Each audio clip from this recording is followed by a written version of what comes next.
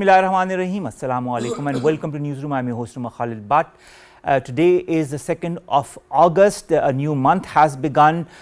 We thought there'd be news stories, but it's more or less exactly what has been happening since the last few months, but with new twists and turns. So our first story today concerns exactly that, day 301 of the Israel-Palestine conflict, the assassination of Ismail Haniyeh, and now his burial that has happened in Qatar, that was attended by many important leaders even from the state of Qatar. There have been important reactions from the state of Qatar. There have also been reactions from other parts of the Muslim world, including Pakistan, where a day of mourning was held today, and funeral prayers in absentia were also performed today for Ismail Haniyeh. At the same time, there were many important statements that were given in the National Assembly and also by our Prime Minister and our Foreign Office spokesperson. In other countries as well, Turkey had its flag at half-mast, and that is what perturbed Israel, and that is why the ambassador of Turkey was also called in to give a justification. We see slowly and steadily a change of mindset or events as far as the post Ismail Haniyeh assassination is concerned, whereas many people on the one hand are realizing that there is no way forward without there being everybody on one page against those who have been perpetrating these barbarities on Palestine since the 7th of October. On the other hand, there is also that concern by Israel and its backers as to what will be the fate of Israel. This and more will be discussed in our first segment. Our second story concerns the plight of minorities in India. Of course, when we even think of the plight of minorities, the first minority that comes in mind is the Muslims, whether they be in Indian illegally occupied Jammu and Kashmir or they be in other parts of India. They have always been and continue to be the target of the BJP government. Before, they had more of a free hand because they had more seats. This time after these elections, they don't have that much of a majority. Nevertheless, the barbarities continue. They try whatever means they can in order to subjugate the Muslim minority and deny them their true rights. Our third story is going to be a historic prisoner swap deal that has happened between US and Russia. Who would have thought this could be happening a few months back? But a lot of efforts were going on, and this prisoner swap deal has in fact now happened due to a lot of efforts by the President Joe Biden as well as other backstage actors. Finally, two bears, black bears, Dabbu and Bablu, who were living under precarious circumstances, now are living at a sanctuary after having been rescued. The wildlife center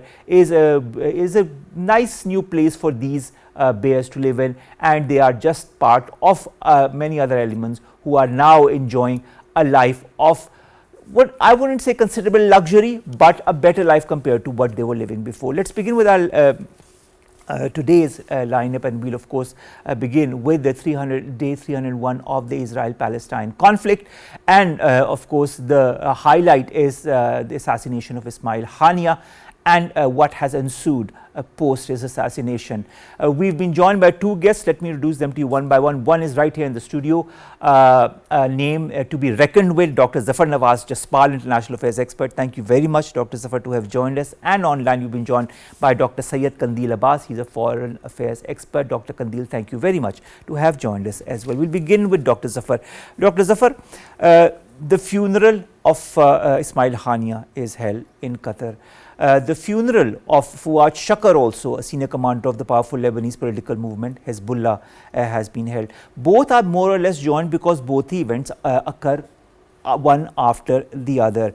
There is severe hue and cry and anger that has emanated, whether it be from Hezbollah, whether it be from Hamas. What do you see under these current circumstances? I think that killing of the two important leaders of the Palestinians and Hamas and Hezbollah, when we look about it, it will be not a good news. Tactically, it's a big achievement of the Israel, but strategically speaking, or for a long term, it will be further disturbing because the crisis will escalate.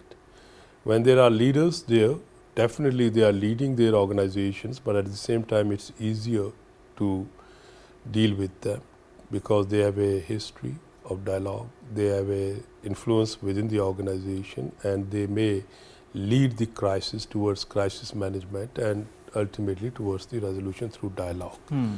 But when you decapitate the leadership, then you leave the organization without a leader, and then it's become difficult with whom you can talk and with whom you cannot talk. It will generally, it thinks that you will be creating a crisis for the organization, but please don't forget the Hamas and Hezbollah organizations are very much organized.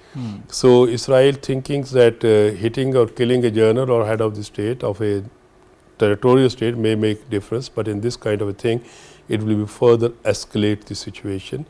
It will be going to, I think, further blur the hopes for a process which was initiated by the Chinese, and the 15 Palestinian organization agreed for a dialogue on these things.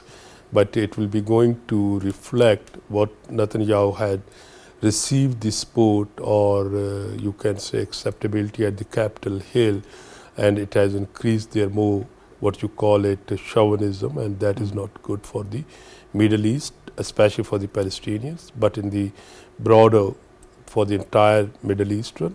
Dr. Qandil, coming to you.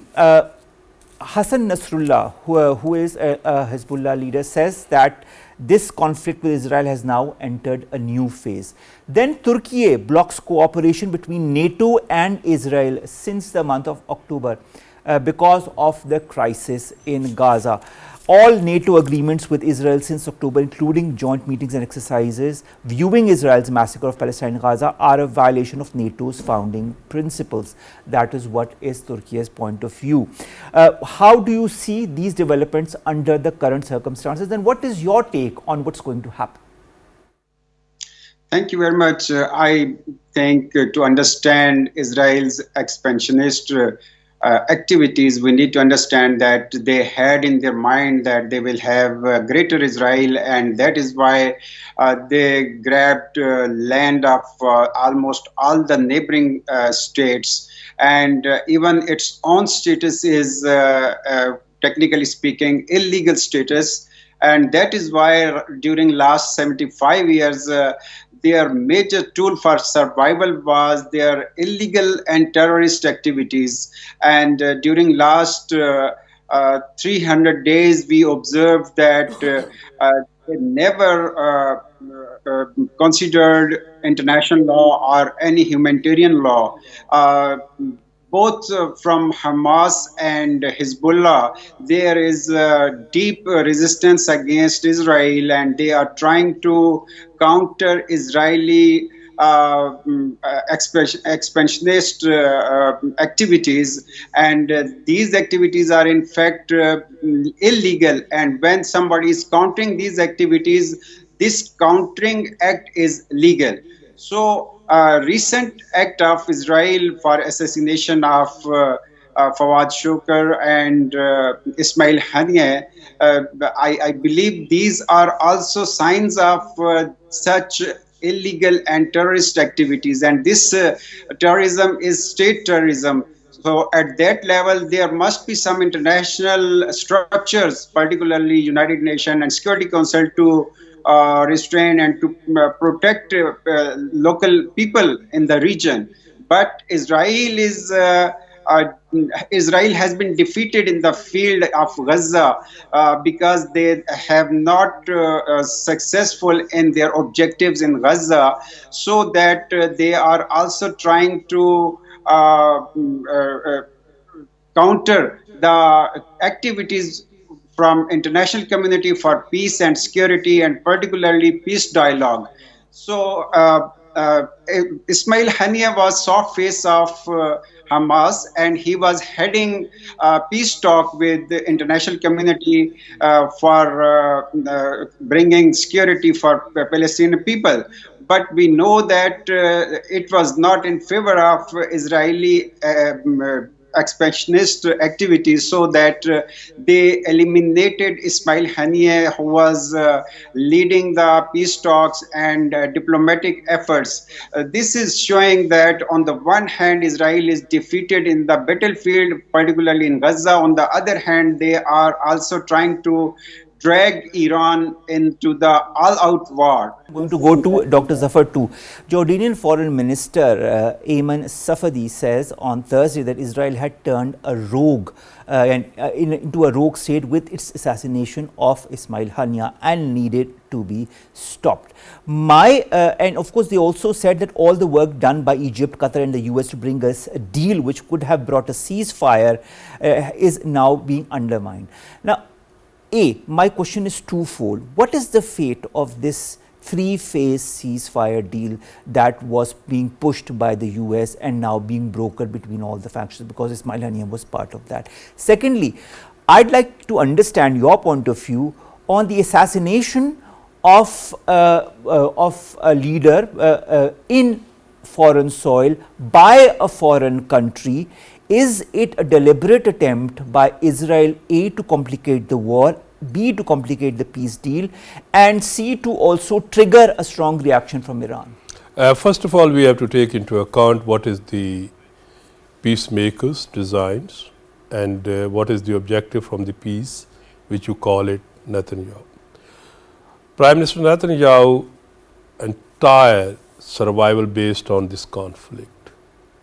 Within that, he has a sport of radicalized element and the sport of what you call it, whom you call it fundamentalist in their organization, and they are not interested in the peace. So whosoever is brokering this peace, they have to keep in mind this. Second, the peace, if the Americans are sincere for this peace, the peace will be there within a few hours. It means the Americans have also a different agenda in this context, or they are not able to, or Biden administration, due to certain domestic pressures, is not able to assert on it, whatever the reason could be. All right. The third is Kashmir had exposed from the blackout on the Kashmir, but international community said, oh, it's a Pakistan and India's bilateral. The Western nations saved themselves by this. But Gaza war had exposed, not only exposed, but confirmed that there is a duality in the international politics where the human rights, responsibility to protect the kind of things can be used against the Muslim rulers, like in Libya, against the Gaddafi, or to malign the other nations, but not acceptable to their allies. So the Western population is demonstrating for it, but the Western leadership is supportive to it, except the countries like Norway, which have supported the two nation states. So we can not say entire West in that context, keeping in mind the Norway or like states. But on the other side, when we look about this thing hitting, let's say, who was responsible to provide the security to the Palestinian leader? Iran. Hitting in the Iran capital, anyone, even Iranian or Iranian's guest, it means a direct strike on Iran, direct strike on Iran's heartland. It is their desires to, I mean that the Netanyahu desires to drag Iran in the conflict. They did earlier as well. Iranians responded, but that response was not having any tangible outcome, though physically they responded, and then they tried to de-escalate the conflict or avoid it. But if you see the speech of the Netanyahu at the Capitol Hill, where his entire focus was on Iran. True. And he wanted to convince, or he was trying to convince the Americans that, look, Iran is the monster. But no, Iranians, even their response was very calculated, mild, and they look the world or Middle Eastern peace in this context, and Iranians are not prepared. But what you find the question is that yes, Ismail Haniyeh's security protection, whose responsibility? Iran. Where he was killed? In Iran. And who killed? Open secret. Israel. Naturally, it's the responsibility on the Iranians to take the revenge. But of course, in the global politics or in the international setting, Iranians, any move will be labeled as a sponsoring the terrorism. But Iranians have to respond, and Iranians express their resolve to respond. Naturally, in such cases, you cannot expect like a irrational response, knee-jerk reaction. Iranians may take a time, a response, but at the same time, you have to keep in mind there is an axis of resistance. Yemenis, Syrians, Lebanese, Iraqis, Egyptians. There are many other people who are part of this concern, and whether Iranians directly or indirectly support them or not, the axis of resistance will be going to further, you can say, broaden the horizon of the conflict. You know, I'll just give you two comments. Supreme Leader Khamenei says avenging Haniyeh's killing is Tehran's duty. The President of Iran says that he vows to make Israel regret this cowardly action. So you've got two very important statements, strong statements coming. That's why I said earlier that Iranians' response will be very calculated, but it will take time. Iranians are very good in diplomacy and assessing the international political situation, but their president, their supreme leader, their foreign minister, they made it clear that we are going to respond. But when, how, we have to wait and see. All right, Dr. Qandil, coming to you. Talking of diplomacy, as Dr. Zafar said, I'll refer to what our Foreign Office spokesperson said, some of the statements that she said. You know, she talked about Israel's adventurism, demanded accountability for the killing of Ismail Haniyeh. Here, she also said Israel must be held accountable for the transgressions and actions, called on the US and other Western supporters to exert pressure on the Zionist state to cease its illegal military activities and express solidarity with the Lebanese people. And she also said that the Pakistan supports their right to peace, security and sovereignty. How important are these statements under the present context? I think it is not just terrorism. It is very clear terrorism and terrorist activity, and we need to condemn it. And Pakistan properly condemned this illegal act of Israel, and Dr. Jaspal has very clearly highlighted and mentioned that Iranian sovereignty is violated by Israel, and now it is a responsibility of Iran to respond. I believe this response will be proportional, and that they have a record of this kind of response and reaction. When Israel attacked their consulate in Damascus in Syria, their response was very clear and proportionate, because Iran is very clear that if they are indulging into the all-out war, that will be very dangerous for regional peace as well as international peace. But on the other hand, Israel is trying to drag Iran into the all-out war, because they believe that when they are seeking support from international powers, particularly from the United States, they are not ready to involve themselves against Hezbollah or Hamas. But when Iran is coming into the war, they will be forced to play their role as United Nations, American Defense Minister clearly highlighted that if Israel was attacked, we will defend Israeli land. So I believe that on the one hand, Israel is trying to drag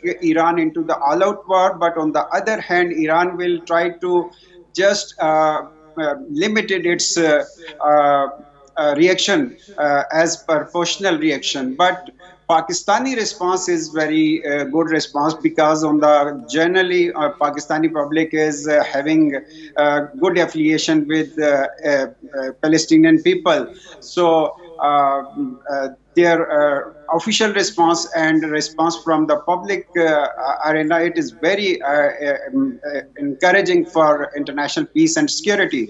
But most important thing is the role of international institutions, because we know that Israel is regularly violating human rights and peace and justice in Palestinian lands.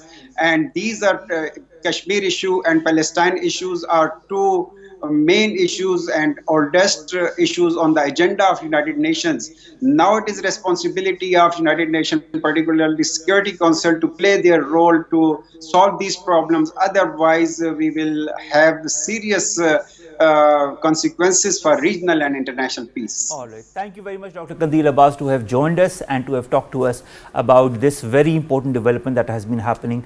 And now, of course, we are in 301st day as far as this conflict is concerned. Thank you very much, sir, to have joined us. Dr. Zafar, I have lots to ask you. I know we are short of time. My first question, he talked about the United Nations Security Council, and we've seen how effective or not it has been, or how it has been rendered ineffective because of the veto power, because of even the non-admissal or non-acceptance of a Security Council resolution that was passed as far as this conflict is concerned. Our Prime Minister in the National Assembly says that there is a need for making the OIC more effective to address the plight of the Palestinian people. My first part of the question is, how effective could the role of the OIC be if it is emboldened, strengthened in order to tackle a crisis such as what is happening in Palestine?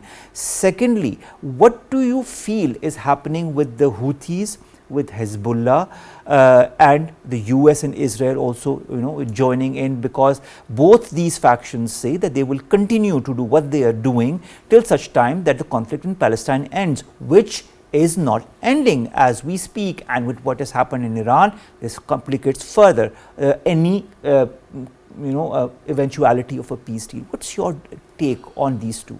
Look, we have to be very careful when we look about the United Nations Security Council. If it is a passed, not vetoed, then it must be under the United Nations chapter number 7. Then there will be some hope for execution of the resolution. Otherwise, it's a mere resolution. Second is, from the very beginning, Americans were opposing in the United Nations and they were vetoing, and later on they agreed to, but partially agreed or something like that. If we go for the international institutions, yes, United Nations Security Council demanded, international community is demanding, and international court has did it. But the problem is, in this context, is that who will execute? No one is ready to execute in this context, and there is a frustration. It is not discrediting the United Nations and its United Nations Security Council, major council. It is also discrediting the entire norms which we have seen established during the last 75 years since the end of the Second World War. Human rights, responsibility to protect, bills of rights, civilian rights, etc. Everything has been ruined with this Israel-Gaza war. But now coming towards the Pakistan has always maintained a principled stance on Palestine, and we are maintaining. I think the Prime Minister's statement at the National Assembly, it's also expressed not only Pakistanis but the entire Muslim world's frustration on the international institutions' failure. And that's why Prime Minister Sahab had requested the OIC to play its role. It will be also gathering the Muslim voice. At least it will provide a diplomatic support, a joint voice for the for the Palestinians, and it will be at least we will be able to establish that genocide is taking place. Entire Muslim is recognizing, so one can explore every diplomatic forum for such things, and maybe OIC can play a role for preventing Iran falling in the bigger war. All right. Thank you very much, Dr. Zafar Nawaz Jaspal Sahab, international affairs expert, to talk about something that has been ongoing since the last 300 days. And the way things are moving along, I don't see this, going in for any kind of a resolution in the coming days. Let's hope that it doesn't, complicate too much for the world to not, revert back to some kind of a situation where this area and the world in the larger context could, live in some kind of a semblance of a peace. Thank you very much, Dr. Thank you very much for the invitation. Let's come to our second story, and that concerns India, the plight of minorities. And we all know what has been happening as far as Muslims are concerned, but Muslims are not the only minorities when it comes to India, there are the Sikhs, there are the Dalits, there are the Christians, and we have seen over the last few years how through different machinations India has had a deliberate strategy in order to undermine their minorities and to only project their majority, that is the Hindus, and that with a particular mindset in mind, and that of course is related to the Hindutva ideology, the Akhand Bharat ideology, and the RSS ideology that also has been propagated through the different speeches and now in the different institutions as well, as is apparent in the Indian illegally occupied Jammu and Kashmir, where the educational institutions curriculum is now being changed in order to integrate elements that are extremely pro-RSS and pro-Hindutva. The fact is that Muslims, whether they be in Indian illegally occupied Jammu and Kashmir or across India, are being subjugated to many kinds of torture. They are not being given their due right to live their lives as per the Constitution of India, and they are also not being given the right to profess their religion as per their due rights. To talk about that and more, we've been joined by two guests. Let me introduce them to you one by one. Maheen Shafeeq, she's a regional affairs expert, joins us in the studio. Maheen, thank you very much to have joined us. And online, we've been joined by Dr. Khushboo Ejaz, she's a South Asian affairs expert. Dr. Khushboo, thank you very much to have joined us as well. We'll begin with you, Maheen. The Human Rights Watch slams India for its repressive policies in the Indian illegally occupied Jammu and Kashmir region.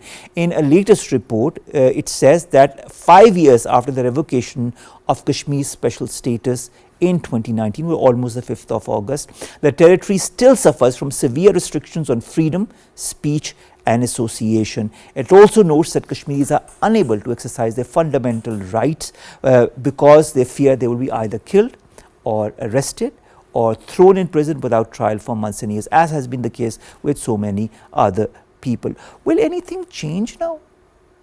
First of all, thank you for having me on the show. The report that you're mentioning about, it's very critical, and the timing of its coming out are also very critical. We have seen that the report says that this violation of human rights and abuses and unjust laws have been going on for too long.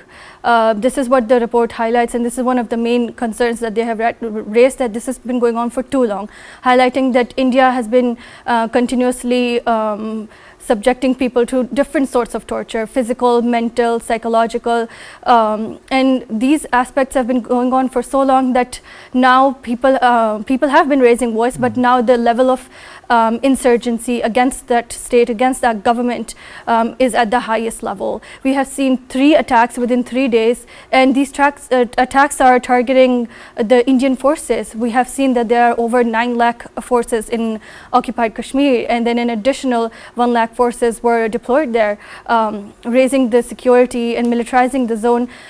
India has been repeatedly trying to project normalcy. We have seen that at the G20, and on repeated occasions, India has invited international actors into the region to showcase the gains, what they say, that they have restored normalcy, the things will go back to business, but all of these reports highlight that this is not the case. And these are independent analysts, these are independent reports that are highlighting that. These are not by Pakistan, these are third-party actors highlighting the significance of how India has been curtailing the freedom and human rights violation, continuing the human rights violation in that region. All right, Maheen, I'd also like to refer to the All Parties Hurriyat Conference that has urged the people to observe the 5th of August, but of course Pakistan and the Kashmiris all across the world will also observe as Yawm Istihsal Kashmir, a black day to tell the world that India is an illegal occupier of their homeland. Now, separate messages have gone in Srinagar on behalf of the illegally detained Hurriyat leadership, including Musarrat Alam Bhatt and Shabir Ahmad Shah.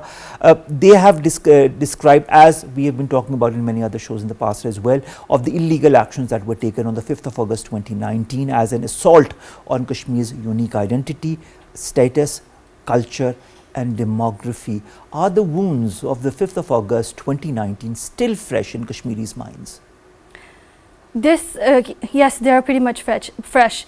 And this can be easily highlighted with the recent turnout on the elections in India. The analysts on the Indian side state that the voter turnout was 58%. That is significantly high voter turnout. And they are trying to relate this with how active the youth has become in the politics, and youth activism is on the rise in Indian occupied Kashmir. But we've been following all the elections in occupied Kashmir very closely, and we have observed that the voters who came out to vote, you have to listen to what their stance is on this, rather than just the Indian government stance. They've highlighted repeatedly that their vote turnout is a sort of a protest by them. This shows that 58% of the people are protesting by voting. That's what they have said on repeated occasions. These people, these indigenous Kashmiris, have highlighted that the voter turnout is actually a protest. So this shows that the wounds that started 5 years ago with Article 370 and 35A are still fresh, and the people in Kashmir are still trying their best to gain freedom and exercise their inalienable right to self-determination. When it comes to the Indian government and all the laws, the black laws that they have enacted in the illegally occupied Jammu and Kashmir, and their settler colonialism policies, do you feel the voices of the Kashmiri leaders, whether they be the APHC, whether they be the other Hurriyat leaders, whether they be all the other leaders that are trying to somehow, one way or the other, project the true face of what is happening in the illegal Indian Valley? Are these voices being heard, or do they somehow are lost in the crowd? We have seen repeatedly by various reports, the report that you mentioned, reports by Human Rights Commission, UNHCR, Amnesty International, that the political leadership within Kashmir, the people who can raise their voice against the Indian occupation, against the Indian government, people who are powerful, have been imprisoned. All the political leadership in the Indian occupied Kashmir has been imprisoned, and even now when they are contesting elections, they're not contesting elections how Modi did it, with exercising freedom of speech and going to rallies and organizing rallies and galvanizing its public support. But they are contesting elections from the jail. That showcases how imprisoned, how suppressed, or how injustice is being committed within Kashmir, and suppressing the rights and voices of Kashmiri people. All right, Maheen, also the Kashmir Media Service has taken out a report today that talks about 20 Kashmiris who've been martyred, unabated acts of state terrorism in this month alone. Now, it includes 6 youth who have been martyred in fake encounters. Fake encounters is also nothing new when it comes to the Indian Hill Valley and the machinations of the Indian forces and the Indian government. This reign of terror, arresting 216 civilians as well, mostly Hurriyat leaders, activists and lawyers under different black laws. What does this represent? Why does the world not act against this barbarism? Will it ever act, or do you feel the geostrategic position of India limits the reaction by the Western world? See, there are 2 factions that are acting against it, or deciding to act against it. One is the non-governmental organizations like the human rights reports, and then religious freedom, press freedom, all of these reports. They are highlighting this continuously. But like you mentioned, because of the geopolitical and geostrategic implications of India and its growing importance in the international arena, gaining the status of so-called net security provider, is the reason why all of India is acting this with great freedom and with the great audacity. It has continued these actions without any repercussions. We have seen that no meeting, although certain meetings have been delayed because of Indian actions, Indian illegal actions, but any stringent measures, any sort of sanctions, we have not witnessed that. And are we going to witness that in the future? It remains very unlikely, given India's growing diplomatic and political power within the region, and its act to increase its global influence, especially given that India is eyeing the national UNSC seat. it's trying to gain the seat, and if India gains the seat at the United Nations Security Council, it will gain more power, and this will reduce powers, diplomatic powers that Pakistan exercises at the United Nations Forum. This way, India could limit or revoke any sort of actions that Pakistan tries to raise regarding Kashmir.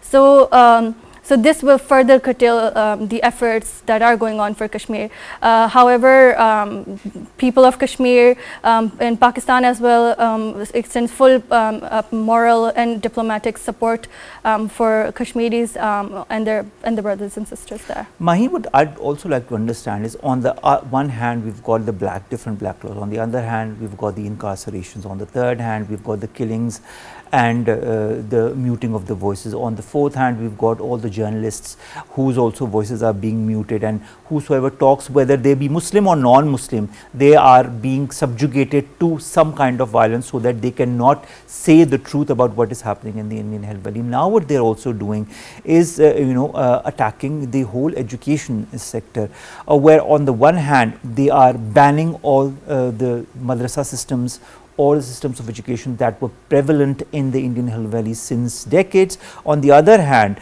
the Seva Bharati wing of the RSS manages to establish about 1250 schools across Kashmir that instill the Desh Prem Indian nationalism in Kashmiri students. In the guise of this Desh Prem, they are also instilling values that are propagated by the RSS and the Hindutva policy.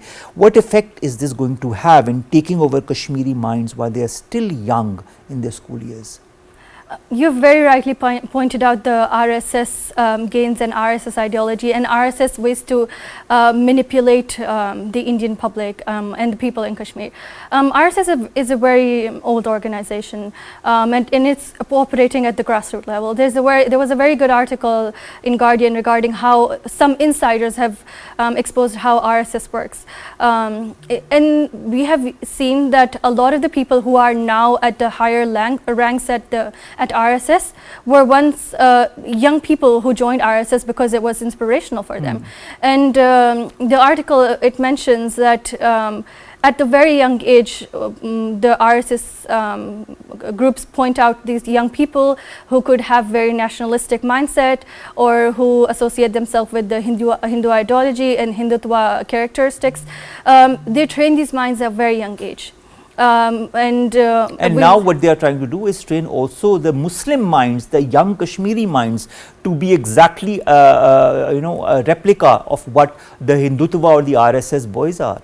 Yes, exactly. And this training is very, they have very closed group within them, within themselves. We have seen, earlier on the shows, we have talked about how they are also changing the curriculum of the schools.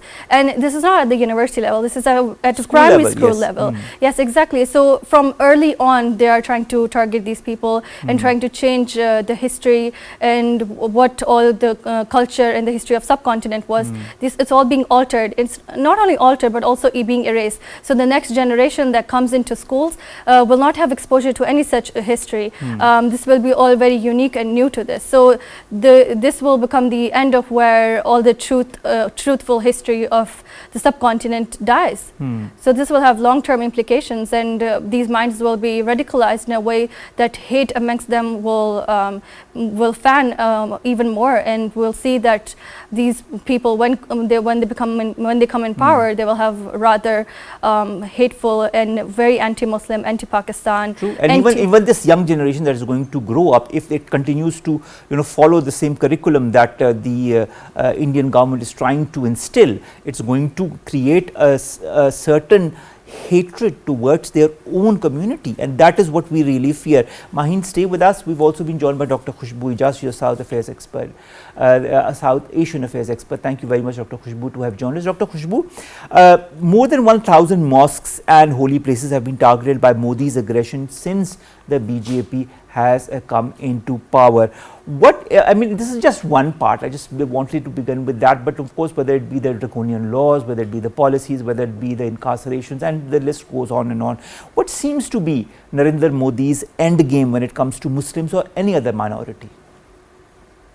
Narendra Modi is following the policy of Hindutva, and along with all the five their parties like BJP, RSS, Vishwa Hindu Parishad, Bajrang Dal, they are all focusing on one thing. They are targeting the minorities, and especially targeting Muslims and Christians. Look at what they have done. They have not just targeted mosques, they have targeted churches. In the Manipur region, they have destroyed 300 churches. They have destroyed the statue of Mother Mary in the one of the Catholic Church, and they have burned those churches. So there is a serious concern about the policies towards the minority and Christian world, and even international media is highlighting these policies. What the Modi is doing in Kashmir is not acceptable at all, and they are trying to target the schools. They're trying to target their ideology, and they are promoting Hindu nationalism, and they are trying to impose the policy of exclusion, especially exclusion of Christians and Muslims, because they are the largest minorities. And with that, they are targeting their culture as well. They are targeting their values, they are targeting their homes, and they are involved in human rights abuses. So we have seen the rape of Christian women in Manipur, and the people over there, they're fed up of police. And the leadership over there, their parliament have passed different bills. But problem is that Modi's policies are very much evident in Uttar Pradesh, where they have been targeting different Muslim, you can say, NGOs, and those NGOs are running different trust schools, and they have closed those schools. So in Kashmir, what they are doing, there is total, you can say, internet lockdown. There is a problem regarding they usually close the schools and universities, and they are not, the people over there are denied the right to go to school. Then when people come out to protest, they use this chili power gas, and then they use different pellet guns. So they are targeting Muslims and Muslim community a lot. And above all, Dr. Khushboo, last question to you, and that concerns the different reports that have come. I've slightly alluded to those reports with my other guest, Maheen, as well. But I'd like to understand the US State Department's 2023 Religious Freedom Report on India talks about an increase in anti-conversion laws, hate speech, demolition of homes, places of worships for members of the minority faith communities. This has been also stated in a statement by the US Secretary of State, Anthony Blinken.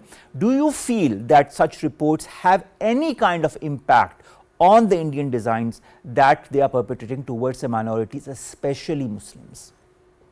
Look what international media is highlighting. Even with the US State Department and Anthony Blinken, there are different news from Christian world, and there are different news from France 24 as well that has highlighted these atrocities against Christians, against Muslims.